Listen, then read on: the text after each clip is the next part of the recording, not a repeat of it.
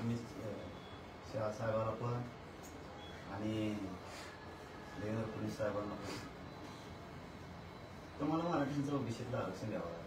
जसं की तुम्ही मगाशी विचारलो की धनगर आणि धनगरचा जे सरकार म्हणजे मुख्यमंत्री काढणार आहे, जर तो जे आर निघणार असला तर मराठा आणि कुणबी एकाचे हा सुद्धा जे आर निघायला सरकारची काहीच हरकत नाही. कारण सरकार भेदभाव त्याच्यात करू शकत नाही. एकाचा अध्यादेश निघतो आणि दुसऱ्याचा निघत नाही.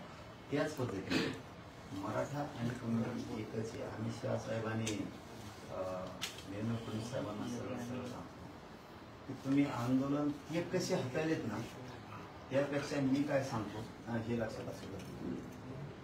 मराठा आणि कुणबी एक आहे, तुम्हाला आरक्षण द्यावं लागतं. अध्यादेश निवडणुकीच्या आधी तुम्हाला तो काढावा लागेल. हा झाला एक प्रमुख. तुम्ही कसलं हाताळलं आंदोलन हे मराठ्यांचं. तुम्हाला जाहीर मराठ्यांना सोडून तुम्ही सत्ता स्थापन राज्यात नाही. आणि तुम्ही जर वेगळ्या मार्गाने आंदोलन हाताळलं, उदाहरणार्थ म्हणजे मी पॉझिटिव्ह भावनेनं बोलतोय बरं का, पॉझिटिव्ह भावनेनं बोलतोय. आता तुम्ही जर मराठ्यांचं आंदोलन चांगलं हाताळलं, गोडी गुलाबीने, अमित शहा साहेब कसे हाताळतील ते तुम्हाला पुढे लगेच सांगतो. पण त्याच्या अगोदर दोन भूमिकेत त्यांचा शब्द धरू. एक चांगल्या भूमिकेत, चांगल्या भूमिकेनं जर मराठ्यांचं आंदोलन तुम्ही हाताळणार असाल तर मराठा आणि कुणबी एकाचे 83 क्रमांकाला तुम्हाला ते आरक्षण द्यावं लागणार आहे. सह्याद्रीच्या अंमलबजावणी सुद्धा करायची गरज पडणार नाही. तिथं करायचीच, तिच्यात सुट्टी नाही, करायचीच. तिने गॅजेटही लावता येईल. पण जर का रे बाबा तुम्ही मराठा आणि कुणबी एक हा कायदा काढला आणि मराठ्यांना जर आरक्षण दिलं तर जसं तुम्ही म्हणताय की आम्ही मराठ्यांचे आंदोलन हाताळू, ते गोडीगुलेपणे हाताळलेलं तुम्हाला परवडलं. तर मला जाहीर सांगतो, जर मराठ्यांना आरक्षण दिलं तुम्हाला सत्तेपासून कोणी काढू शकत नाही. बघा मी तुम्हाला काय सांगतो, दोघाला आम्ही शहा साहेब आणि देवेंद्र फडणवीस साहेब, मराठ्यांना आरक्षण जर दिलं तर तुम्हाला सत्तेपासून कोणी काढू शकत नाही. पण तुम्ही जर नाही दिलं तर चिरमिट चहा असं प्यायची वेळ तुमच्या, चिरमिट चहा अवघड असतं भाऊ. ती वेळ येईन मग ती वेळ येऊन द्यायची नाही. तर मला क्लिअर सांगतो, तुमची आंदोलन हाताळण्याची पद्धत ही मला चांगली नाही. तुम्हाला वाटत असं हे खेड्यातलं हे असं कसं आहे काय. मी सगळ्या आंदोलनांचा जवळपास विचार केला. तुम्हाला मराठ्यांना आरक्षणापासून बाजूला ठेवून एक 2-4 मिनिटं जास्तीचे घेतो. आरक्षणाला मराठ्यांचं आरक्षण तुम्ही बाजूला ठेवून, मराठ्यांना या प्रक्रियेपासून बाजूला ठेवून तुम्हाला जर वाटत असलं आरक्षण न देता आम्ही आंदोलन हाताळू, तर आम्ही शहा साहेब तुमची आयुष्यातली घोडचूक असणार आहे. त्याचं कारणच सांगतो तुम्हाला. अगोदर तुम्हाला पॉझिटिव्ह भूमिका सांगितली, तुम्ही गोडीगुलेपणे हाताळावं मराठ्यांचं आंदोलन, मराठ्यांना आरक्षण द्यावं.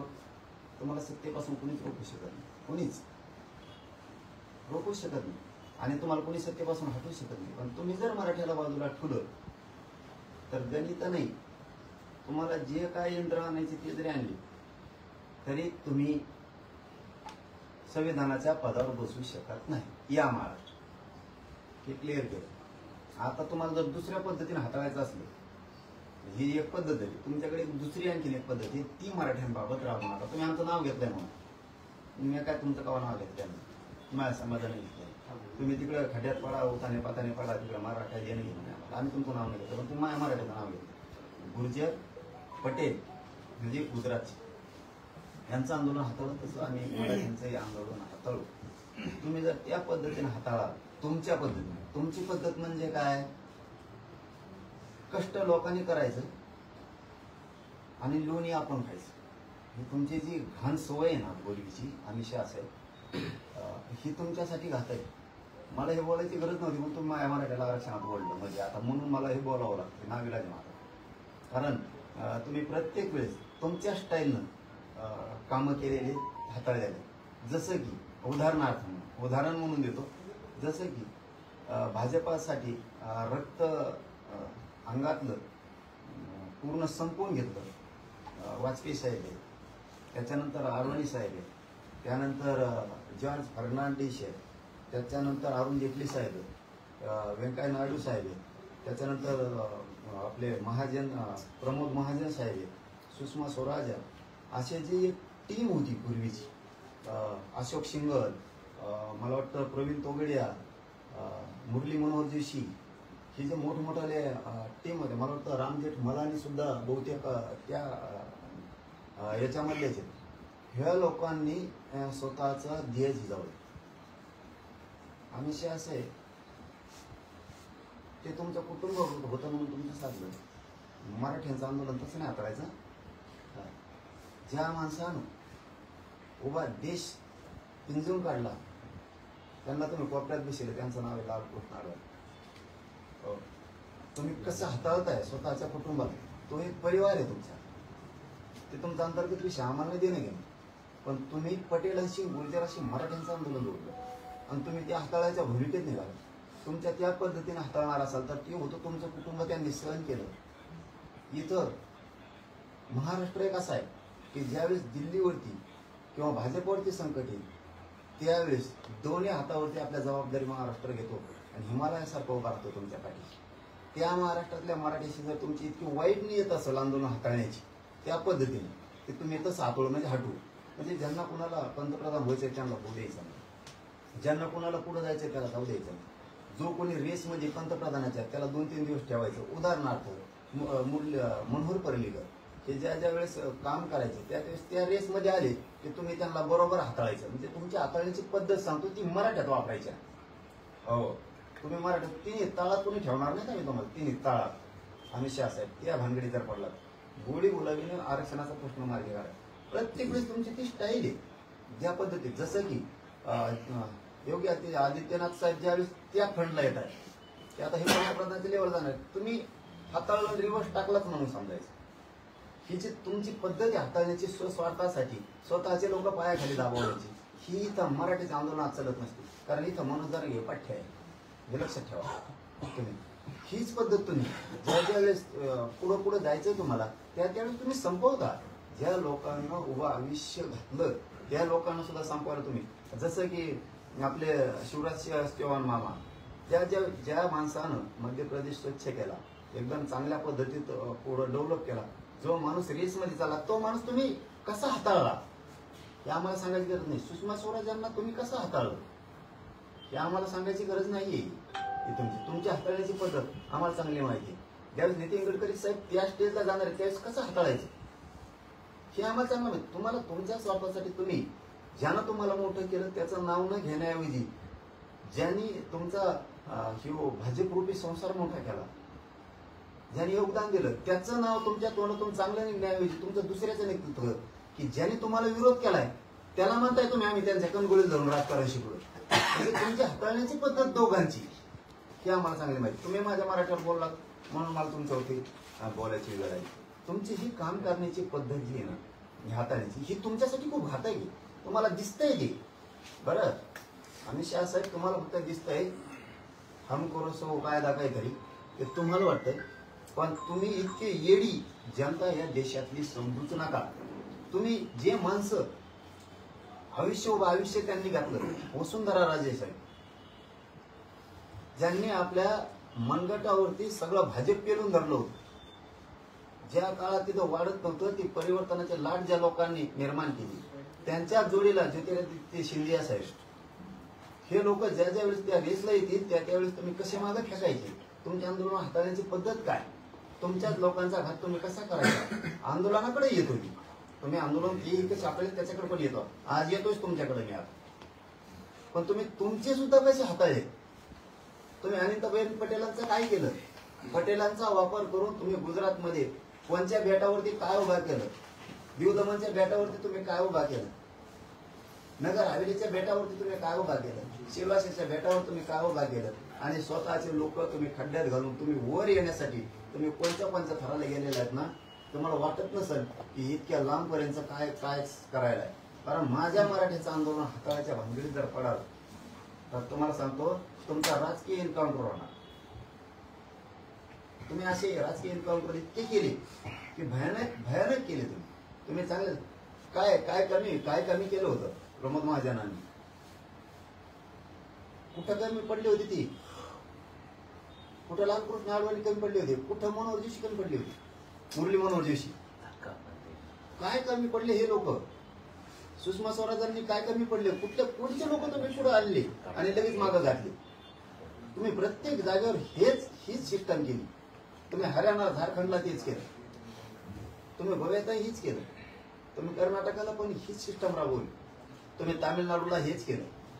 तुम्ही काम करताना तुमचे लोक फक्त एकदा वातावरण ढवळून निघून तर वापर केला आणि नंतर तुमच्या सोयीनुसार तुम्ही तुमचा पक्ष आणि सत्ता हाताळली.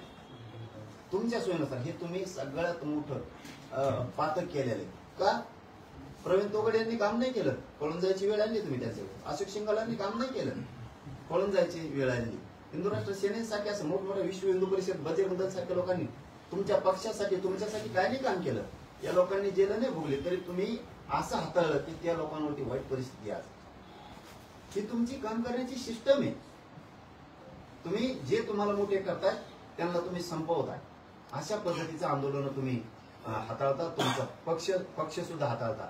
उगा आता ते मोहन भागवत साहेब खंबीर फटाकणी झालं म्हणून जमलं नाही. तुम्ही कोणाला सोडलेलं नाही,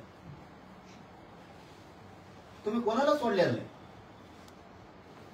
तुम्ही इतके पूर्वी ते वैद्य साहेब पण त्यांच्यामध्ये होते. तुम्ही सुदर्शन बहुतेक नाव आहे त्यांचं. हे लोकांनी जे काम केलेलं आहे, यांनी हे भाजप, हे राष्ट्र, इथला विचार, इथली प्रगती वाढावी म्हणून कामं केली. आणि तुम्ही सत्ता हस्तगत करायसाठी तुम्ही RSS सुद्धा सोडलं नाही. तुम्ही मोहन भागवत साहेब सुद्धा सोडलं नसतं. आणि ते लय खंबीर निघालं कुठं म्हणून तुमचं काय चाललं. हे विचार आहेत का तुमचे हाताळण्याचे? गुर्जर आंदोलन असं हाताळलं, पटेल आंदोलन कसं हाताळलं, मग मराठ्यांचं हाताळणार, हे विचार आहेत तुमचे हाताळायचे? हे विचार आहेत भगतसिंगाचे, हे विचार आहेत राजगुरूंचे, हे भारत माता की जय, कोणते हेगडेवारांचे हे विचार आहेत, लोकमान्य टिळकांचे हे विचार आहेत, कोणते छत्रपती शिवरायांचे विचार आहेत, उपाध्यायांचे हे विचार आहेत का? ते कोणते विचार चालवायला तुम्ही? कोणते हिंदुत्व चालवला तुम्ही? कळस बसायच्या अगोदर मूर्त्या बसवणार तुम्ही आणि तुम्ही मराठी आंदोलन हाताळणार. आता कोणता विचार चालवला तुम्ही? सावरकरांचे हे विचार आहेत? देशातल्या जनतेचे विरोधी विचार आहेत का त्यांचे? मग ही देशातली जनता नाही का? पटेल, गुर्जर, मराठा, ते आंदोलन तुम्ही असं हाताळणार? आता मुळीत काढायचे? कोणते डोकं चालवताय तुम्ही? तुम्ही स्वतःला किती महान बुद्धिवादी समजताय? राजकीय एन्काउंटर करणं म्हणजे बुद्धी चालवणं नाहीये साहेब. दादागिरीच्या जोरावरती मी काही करल हे लय दिवस नाही चालत. ज्या लोकांनी तुमच्यासाठी मोठमोठ्या महाराजांनी खस्ता खाल्ल्या त्यांना सुद्धा आउट केलं तुम्ही. मोठमोठाले तुमच्याकडे लीडर होते सामाजिक क्षेत्रात काम करणारे की जे बीजेपी वाढवत होते, या लोकांना हाताळताना तुम्ही तुमच्या सोयीनुसार घेतले आणि बाकीचे लोक संपवीत तुम्ही पुढे गेला आणि तुमचेच दुसरे तर संपवले तुम्ही. हे विचार जास्त दिवस नाही टिकत. एक दिवस असे खतखत आणि श्वासा उद्रेक होतो की लोक सत्तेच्या पलीकडे जातील आणि जे यंत्रणेचा, ज्या एजन्सीचा तुम्ही वापर करताय लोकांसाठी, त्या एजन्सी सुद्धा एकदा कदारत्यात आणि शेवटी ते बाजूला त्यात. आणि सत्ता जरी तुमच्या हातात असली, तुम्हाला जरी वाटत असेल मिलिटरी दारूगोळे आमच्या हातात आहेत, रणगाड्या आमच्या हातात आहेत, हे सुद्धा एक दिवस बाजू सरकार. कारण एकदा तुमच्या गोळ्या संपत्याल, तुमच्या रणगाडे संपतील, पण जनता संपू शकत नाही. हे तुम्हाला घरात बसून वाटलेलं आणणार. तुम्हाला जर त्या पद्धतीने आंदोलन हातळून मस्ती जर आली असेल तर त्याला मराठ्यांचा नाविलाज आहे आणि तुम्ही मराठ्याच्या नादात पडू नका. काय केलं तुम्हाला? काय मोठेपण वाटलं त्याचं? गुर्जर आंदोलन मोडून काय वाटलं तुम्हाला? मी तर पहिल्यापासून गुर्जरांना सांगतोय, जाटांनाही सांगतोय, पटेलांनाही सांगतोय, यादवांनाही सांगतोय, यांना मोठ्या जाती संपवायच्यात. मुसलमानालाही सांगतोय, मराठ्यांनाही सांगतोय, यांना मोठ्या जाती संपवायच्या. तुम्ही शहाणे व्हा. का लय मोठेपण मिळालं तुम्हाला? पटेलांचं आंदोलन, ज्या पटेलांना पौराणिक पुरुषोत्तम म्हणत होते सरदार वल्लभभाई पटेलांना, ज्यांनी या देशात खचलेला देश आणि त्या देशात मनगटात जे लोक खचले होते त्यांचं पोलाद भरलं होतं, असे शब्द होते दारदार. त्या भूमीतले तुम्ही दोघही, पंतप्रधान महोदय पण आणि ते अमित शहा काका ते सुद्धा, दोघे तुम्ही एका जागेवरचे असून हे विचार असावे तुमचे. मराठ्यांचं आंदोलन हाताळून काय मिळालं तुम्हाला मोडून? पटेलांचं आंदोलन मोडून, गुर्जरांचं आंदोलन मोडून, जाटांचं आंदोलन मोडून काय कोण कोण काय करताय तुम्ही? हे हाताळण्याची पद्धत नाहीये. याला दादागिरीची पद्धत म्हणतात आणि ही लय दिवस टिकत नाही आणि लोक टिकवू देत नाही. तुमची काम करण्याची हाताळण्याची पद्धत सगळ्या एजन्सी सुद्धा माहित आहे, सगळ्यांना. आयबीला माहित झाली, रॉला माहित झाली, सीआयडीला माहित झाली, सीबीआयला माहित झाली, इंटरपोलला सुद्धा माहित झाली. सगळ्यांना माहिती तुमच्या हाताळण्याची पद्धत काय. सगळे कदारले. तुम्हाला वाटतंय फक्त की ह्या देशातला व्यावसायिक कृषी अजिबात नाही, गुजरात मधला सुद्धा नाही. तुम्हाला वाटत असेल मुंबई किंवा इकडचे तिकडचे व्यवसाय आम्ही पळू आणि तिकडे देऊ. तुमची काम करण्याची खुन्नशी वृत्ती तुम्हाला संपत जाणार. गुजरात मधले असणारे मोठमोठाले हिरे माणिक मोत्याचे व्यावसायिक सुद्धा परदेशात चालले, तिकडं अमेरिकेला चाललेत, जपानला चाललेत, चीनला चाललेत, त्या हॉलंडला चाललेत, इंग्लंडमध्ये आहेत, ते केनियाकडे चाललेत, ते दक्षिण आफ्रिकेकडे चाललेत. दोन दोन व्यवसाय तुमच्या भीतीने उभा आहेत, एक तिकडे एक इकडे. इकडे थोडी तुमच्यासाठी नको उठलायचा म्हणतो. तुम्ही लोकांना खोल झाल्यात घुसायला लावू नका. आम्ही असावी मराठ्यांच्या आंदोलनाला नीट हाताळा. तुम्हाला वाटतंय तुमच्याकडे दादा आहेत, गुंड आहेत, सगळ्यांकडे आहेत, हो सगळ्यांकडे आहेत. प्रत्येकांची फक्त मजबुरी, तुम्ही फक्त दिसताय आणि लोक दिसत नाहीत. तुम्हाला वाटत असेल माझ्याकडे मध्य प्रदेश, राजस्थान, बिहार, इकडं तिकडं थोडेफार आमच्याकडे गुंड पाळलेले आहेत, आम्ही उज्जैनकडे काही पाळलेले आहेत. त्या जोरावरती आम्ही काही करून घेऊ, कोणाला धमकू, कोणाला आणू, कोणाच्या मागे शिबिया लो, शिड्या लो, मारून टाकायच्या धमक्या देऊ, मग आम्ही सगळा काहीच करू. हे इसरा. प्रत्येक राज्यात प्रत्येकाकडं आपण आपल्या राज्याचा स्वाभिमान असणारे गुंड आहेत. मग महाराष्ट्रात मराठी गुंड आहेत, तेलंगणाकडे आहेत, तामिळींकडे आहेत, मध्य प्रदेशवाल्यांकडे आहेत, ज्यांचं पश्चिम बंगालवाल्याकडे येतं. आता पश्चिम बंगालवाल्याचे तर काय हाल केले तुम्ही. आम्ही शहा साहेब एकीकडून म्हणायचं म्हणजे तुमची आंदोलन हाताळण्याची पद्धत अशी. तुमचा स्वार्थ असला की दिदी म्हणायचं, दिदी आम्हाला डबा भरून लाडू देते आणि एक शादी तुम्ही म्हणायचं आणि त्याच म्हणता दिदीच्या मागा लागायची. ही तुमची पद्धत. आमचे सगळ्यांचे गुरु लालकृष्ण अडवाणी म्हणायचं आणि अवमान त्यांचाच करायचा. ही तुमची पद्धत. तुमची आंदोलन हाताळण्याची पद्धत आम्हाला चांगली माहिती. तुम्ही पटेल गुर्जर उलट आता जागे केले. तुम्ही यादव्या माजवल्या, तुम्ही यादव्या माजवल्या. तुम्ही बिहारचा, उत्तर प्रदेशचा असाच कार्यक्रम केला. मुलायम सिंग यादव, लालू प्रसाद यादवच्या अंगावर घाल, लालू प्रसाद यादव नितीश कुमारांच्या अंगावर घाल, चंद्रबाबू नायडू त्यांच्या अंगावरती घाल. जे नितीश कुमार पंतप्रधानाच्या लेवलमध्ये होते, तुम्ही काय काय काय चॉकलेट कुंकड दाखवता आणि तुमचा काही भरोसा नाही. तुम्ही त्यांचेही गेम लावले. तुम्हाला किती राजकीय ज्ञान आहे हे सगळ्याला माहिती. दादागिरीचं राजकीय ज्ञान आणि जनता परिवर्तनाच्या दिशेनं नेणं, हा भारत देश आपण काय म्हणू त्याला महागुरु बनवण्याकडे न्यायचं, आर्थिक सत्तेकडे न्यायचं, हे विचार वेगळे आणि दादागिरीनं नेण्याचे वेगळे. अहो तुमच्यावरती न्यायपालिका सुद्धा खुश नाहीये. काय म्हणतात सर न्यायाधीश तुमच्याबद्दल? कोणाला शिकवताय तुम्ही आंदोलन हाताळायचं? सर न्यायाधीशांच्या भूमिका तुमच्याबद्दलच्या काय? इतक्या भयानक परिस्थिती करून ठेवल्या तुम्ही. आर्थिक सगळे जडण गडद ज्या माणसानं बसवली त्या माणसाला सुद्धा तुम्ही नीट विचारत नाही. तुमची काम करण्याची पद्धत म्हणजे फक्त खुर्ची आणि खुर्ची बस. नुसते होईल. पंजा महाराजांनी तुमच्यासाठी कामं केले नाही. पंजा रामदेव बाबांनी तुमच्यासाठी काम केलं नाही. त्यांचे भक्त तुम्हाला मतदानाला चालतो. तुम्हाला त्यांचे चालतो. नरेंद्र स्वामी चालते, स्वामी समर्थांचे चालते, तुम्हाला सगळ्यांचे चालते, जे गुरुदेव चालते, तुम्हाला ते आश्रम बापूंचे भक्त मतदानाला चालते, ते राम रहिमांचे भक्त तुम्हाला मतदानाला चालते, सगळ्यांचे चालते. तुम्हाला आणखीन कोण कोण महाराज असतील त्यांचे चालते. हा ते बिचारा राव, ते आपला हे काय नाव आहे त्यांचं, रामदेव बाबा. ते बिचारे आपले पाय टांगड्या वाकड्या करू करू करू करू लोकांना बिचारे ते शिकवित येत. त्यांचं जगाच्या पाठीवर एक प्रोडक्ट निर्माण झालं होतं, प्रोडक्ट की त्याची तोडीस तोड कोणीच करू शकत नव्हतं, कोणीच.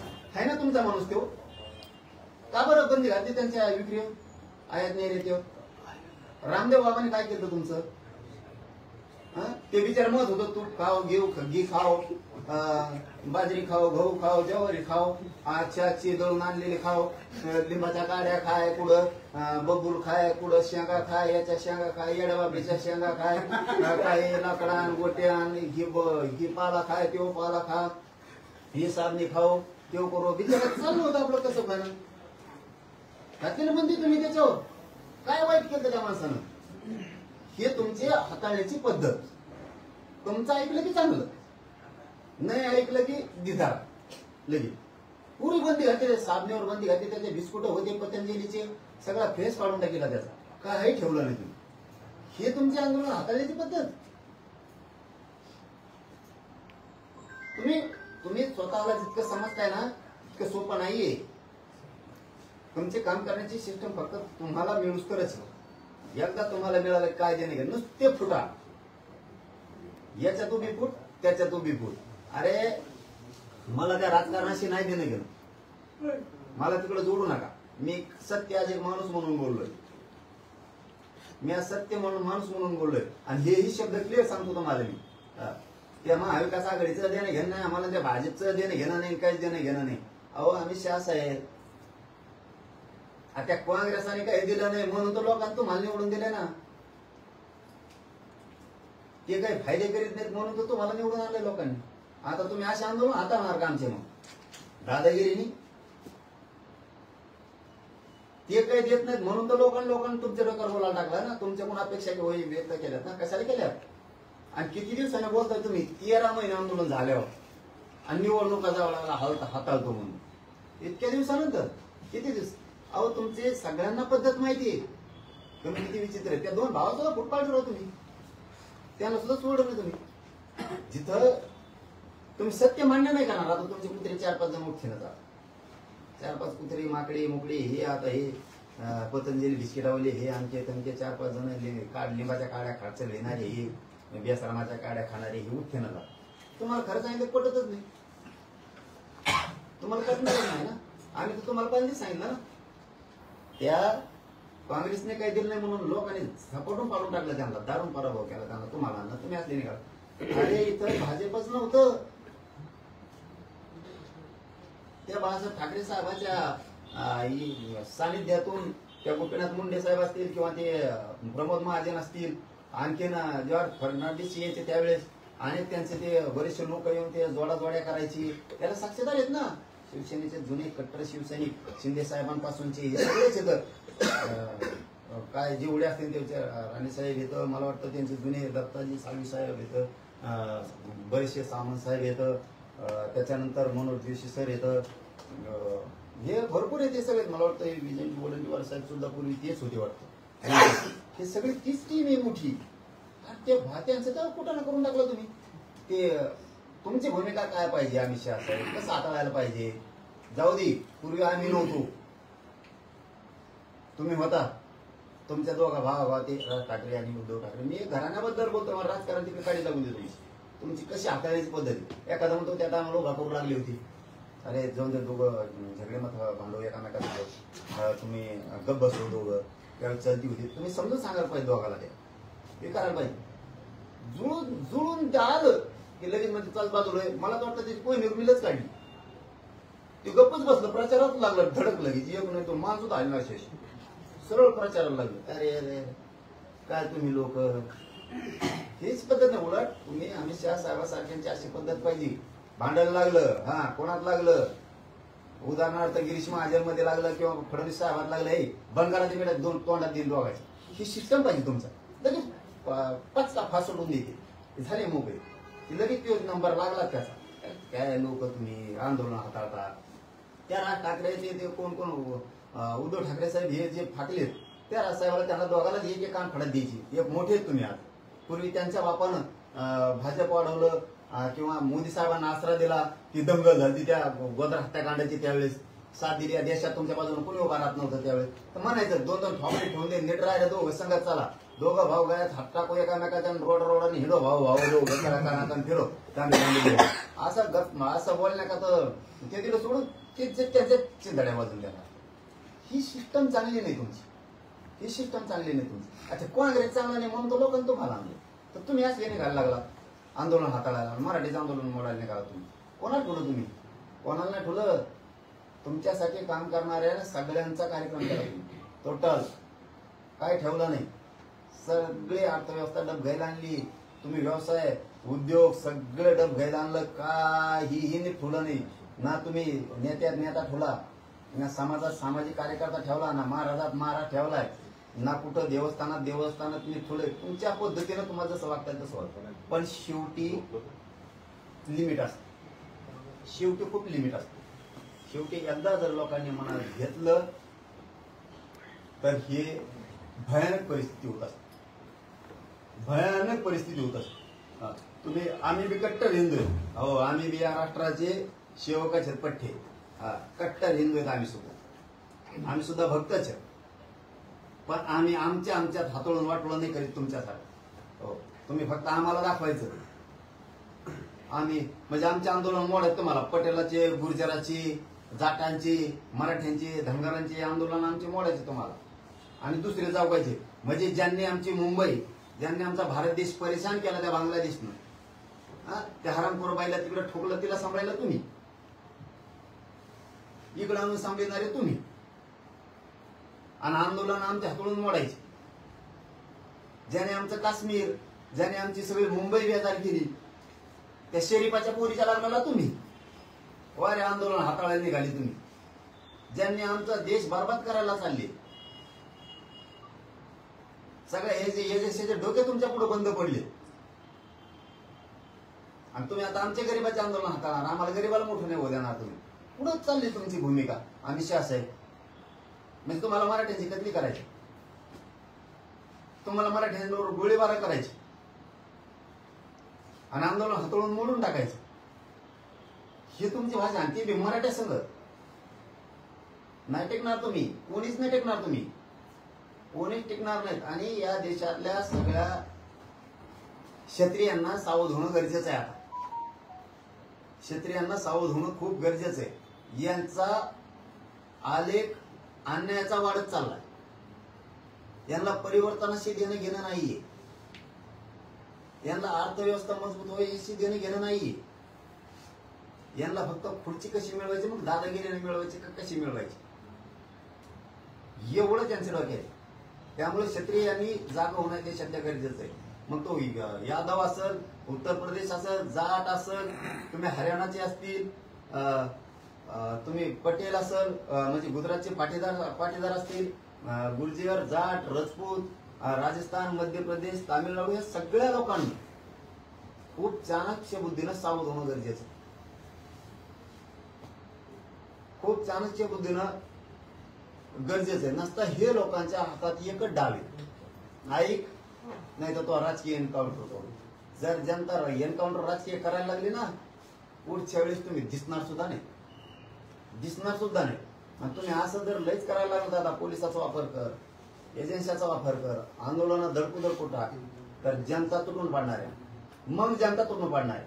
मग आरेला कार्य करावंच लागणार आहे. इथं नाविलाज तर कोणाला सुटून देणार राहू. काय पद्धत आहे तुमची. मुसलमानांविषयी वेगळीच भाषा मराठ्यांविषयी वेगळीच भाषा तुमची ख्रिश्चनांविषयी वेगळीच भाषा. तुम्हाला कामच करायचं नाही. दलित मुस्लिमांविषयी वेगळीच भाषा बारामुळीदारांविषयी ओबीसी विषयी वेगळीच भाषा. तुम्हाला लोकच जगू द्यायचे नाही. तुम्हाला तुमच्या भाजपात सुद्धा काढायला लावल्यात तुम्ही. तुमचे संपवायला निघाला.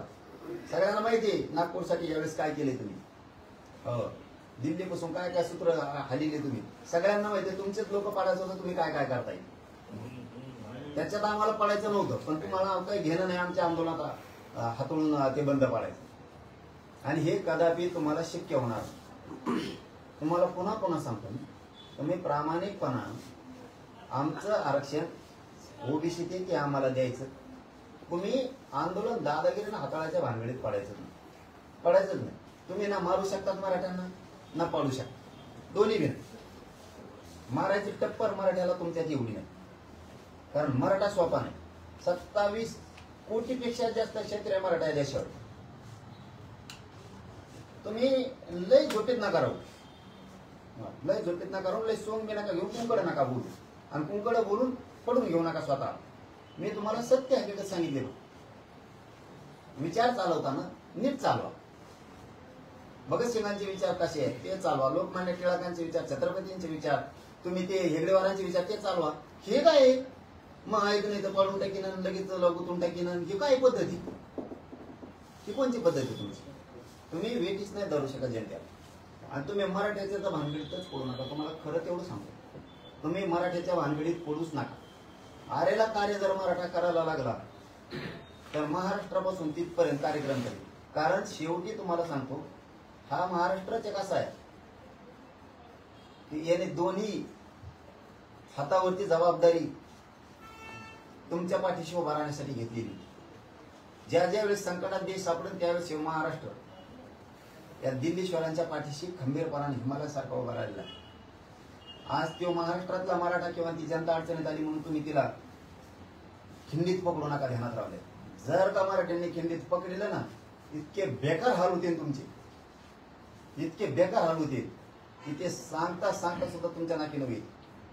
तुम्ही सगळ्यांपासून कार्यक्रम लावलेला आहे, तुम्ही सगळ्यांचे असेच हात आहेत. तुम्ही जयललितांपासून तुम्ही जेवढे येतं ते दुसरे रेड्डी, जगमोहन रेड्डी, तुम्ही हे जे कार्यक्रम लावले मुंबईचे तुमच्यातले कधीच नव्हतं. तुम्ही आणखीन फरक करून बघा, हरियाणा तुम्हाला अर्धा कवाच नव्हतं, फक्त तुमच्या असल्या वागण्यामुळे अर्धा झालं. एक संघ होता, उत्तर प्रदेश एक संघ होता, अर्धा फक्त तुमच्या असल्या वागण्यामुळे झाला. गुजरात अर्धा फक्त तुमच्या असल्या वागण्यामुळे व्हायला लागला. राजस्थान एक संघ होता, तुमच्या असल्या वागण्यामुळे अर्धा व्हायला लागले. तुमचीच भाषा आम्ही तुम्हाला शिकवायलो, जसं का आम्ही तुमचे प्रवक्ते असं तुम्हाला सांगितलं, थोडक्यात समजूनच सांगितलं, विरोध नाही केला. आणि पुन्हा पुन्हा तेच सांगतो, त्या काँग्रेसने काही दिलं म्हणून लोकांनी तुम्हाला आणलं. आणि तुम्ही जर आता आंदोलन असं हाताळणार असलात, पटेल मराठी यादव राजपूत गुर्जर जाट जर विरोधात गेले ना, हे क्षत्रिय मराठी जर खवायले ना, बिनबुडच झाला तुमचं, खलास. पाटील साहेब, तुम्ही त्यांच्या एक वक्तव्यावर बरंच काय बोललाय. तुम्ही फार गांभीर्याने त्यांच्या वक्तव्याची दखल घेतली. तुम्हाला काही शंका येते, भीती वाटते, आंदोलन वेगळ्या पद्धतीने हँडल करते? मराठ्यांचं आंदोलन हाताळायची टप्पर त्यांच्या, हे मला चांगलं आहे.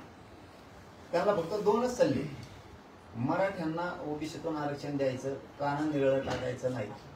तुम्हाला सत्तेपासून कोणीच खाली घेऊ शकत, पण मराठ्यांना डावलून, मराठ्यांना कारण निळं टाकून तुम्ही जर आंदोलन हाताळता तर त्यांना चांगलं माहिती, मराठे जाताना गुजरातहूनच कटकपर्यंत गेली होती, पानिपतपर्यंत.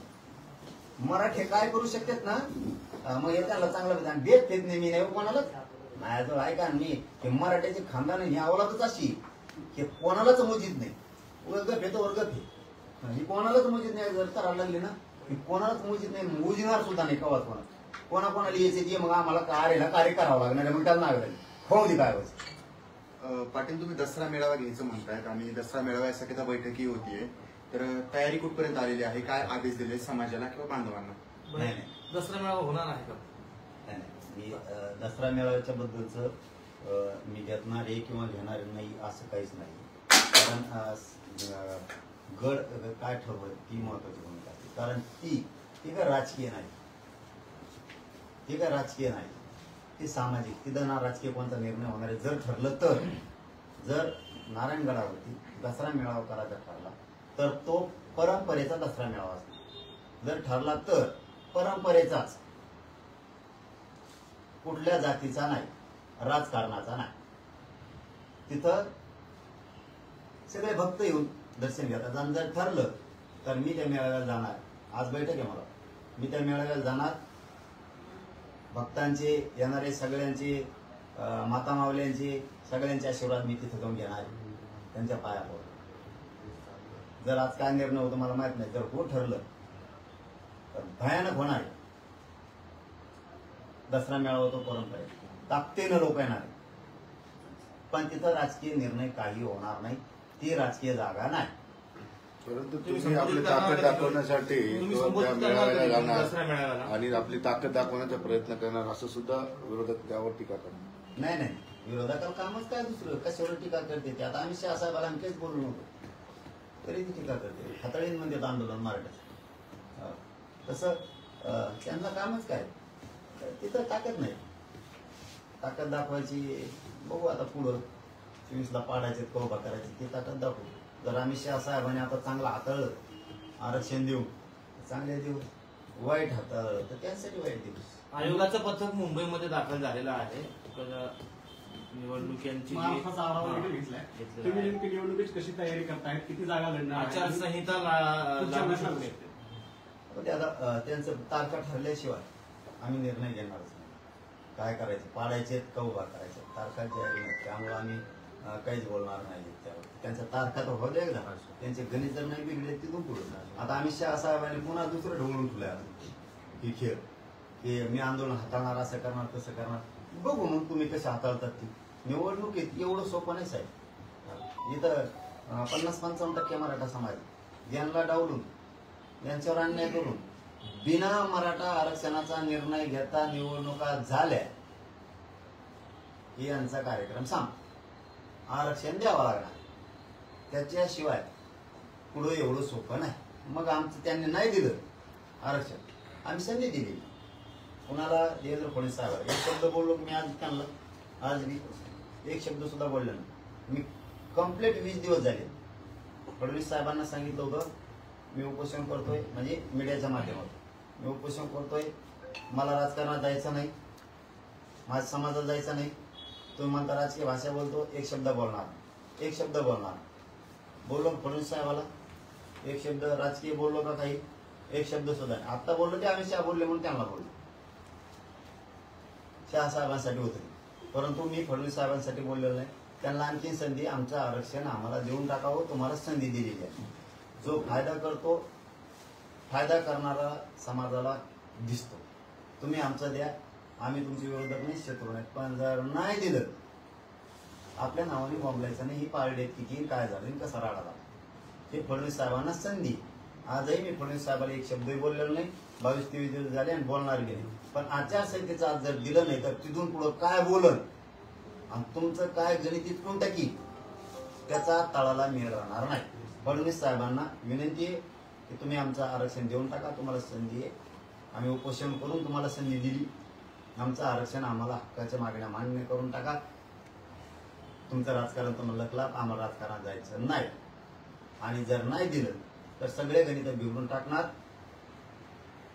फिरून पश्चातापाला सुद्धा वेळ येऊ द्या, तोंड लपवायला सुद्धा जागा ठेवणार. धन्यवाद. पुढील निर्णय तुम्ही कधीपर्यंत घेणार? आचारसंहिता लागल्याशिवाय मी कळूनच देणार नाही.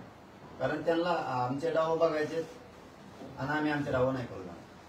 कारण ज्यावेळेस त्यांच्या तारखा डिक्लेअर होत्या त्यावेळेस आम्ही समाजाची मी बैठक घेणार आणि ठरवणार पाडायचे तो उभा करायचे. त्यावेळेस समाज म्हणून पाडायचे किंवा उभा करायचे त्यावर निर्णय होणार.